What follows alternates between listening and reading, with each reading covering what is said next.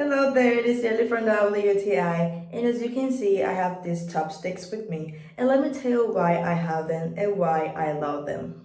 Ever since I can remember, I've always seen videos of Asian culture where people eat with these sticks, and I've always wanted to have them and know how to use them.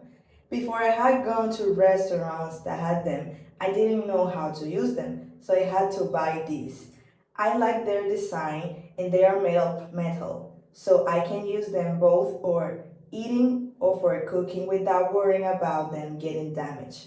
My dream has always been go to Korea and I need to learn how to use them well so I won't be embarrassed and I can feel like a true Korean.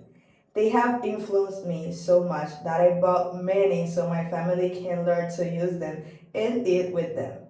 I have them because I've always had the anxiety of eating quickly, which isn't good for my body.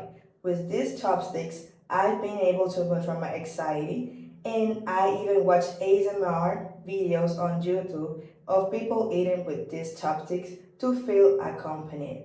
I feel like a little professional now, but I keep practicing with them. But we got them, and that's my point of view.